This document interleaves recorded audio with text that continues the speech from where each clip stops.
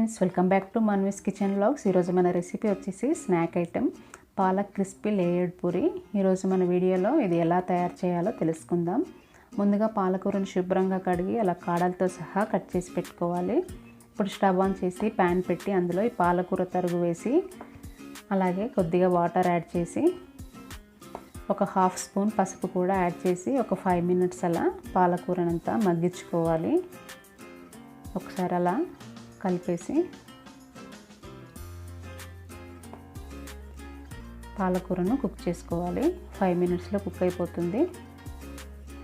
పాలకూర కుక్ అయిపోయింది. ఇప్పుడు స్టవ్ ఆఫ్ చేసి ఇది చల్లారి పెట్టుకోవాలి. ఇప్పుడు వెల్లుల్లి రెబ్బలు, గ్రీన్ చిల్లీస్ ఇవి ఒక మిక్సీ జార్లో వేసి కొద్దిగా సాల్ట్ వేసి మెత్తగా పేస్ట్లా గ్రైండ్ చేసుకోవాలి.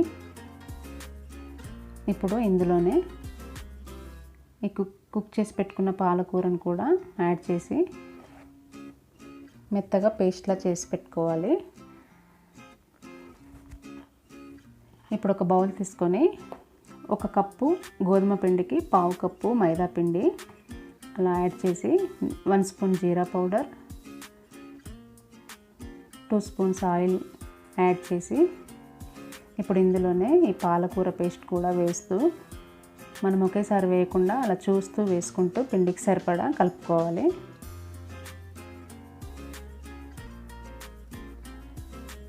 ఇదంతా ఇలా వేస్తూ గట్టిగా కలుపుకోవాలి. పిండి ముద్దని ఇలా కలుపుకొని పక్కన పెట్టేసి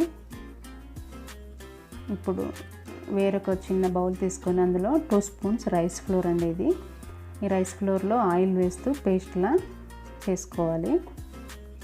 ఇది రోటీస్ మీద అప్లై చేయడానికి.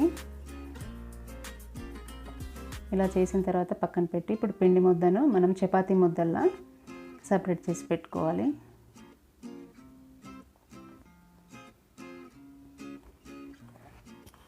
ఇలా అన్నీ సేమ్ సైజులో చేసి పెట్టుకొని రోటీస్ చేసుకోవడమే. ఇప్పుడు రోటీస్ చేసుకోవాలండి. పెద్దగా పల్చగా అలా రోలర్తో రోటీ చేసుకోవాలి.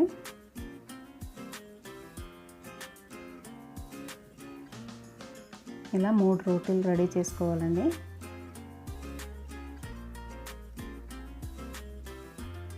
ఇలా చేసిన తర్వాత ఒక రోటీ మీద ఈ పేస్ట్ అప్లై చేసుకోవాలి. రైస్ ఫ్లోర్ ప్లస్ ఆయిల్ చేసుకున్నాం కదా, అది దీనిపై అప్లై చేసిన తర్వాత మళ్ళీ ఇంకొక రోటీ పెట్టి కొద్దిగా అలా ప్రెస్ చేయాలి.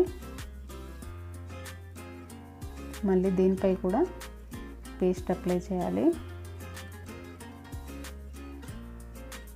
చేసి మళ్ళీ రోటీ వేసి ప్రెస్ చేసి మళ్ళీ దీనిపై కొద్దిగా వేసి అప్లై చేసి ఇది మనం దీన్ని ఇప్పుడు ఈ మూడింటిని కలిపి రోల్ చేసుకోవాలి. ఇది రోల్ అనేది టైట్గా చేసుకోవాలండి. చూడండి అలా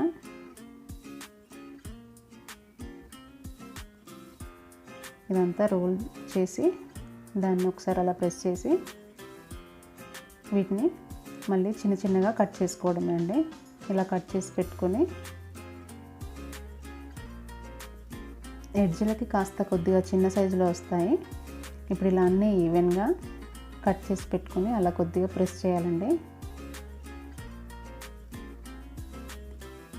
చూడండి అలా ప్రెస్ చేసి అన్నిటినీ పక్కన పెట్టేసి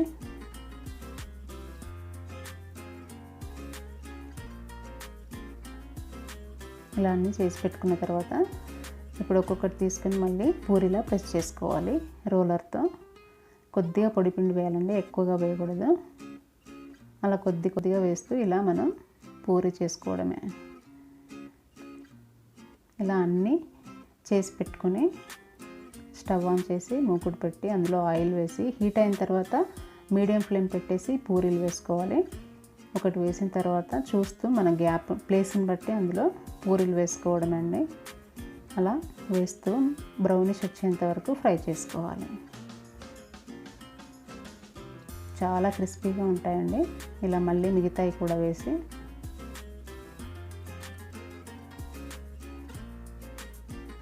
ఫ్రై చేసుకోవడమే.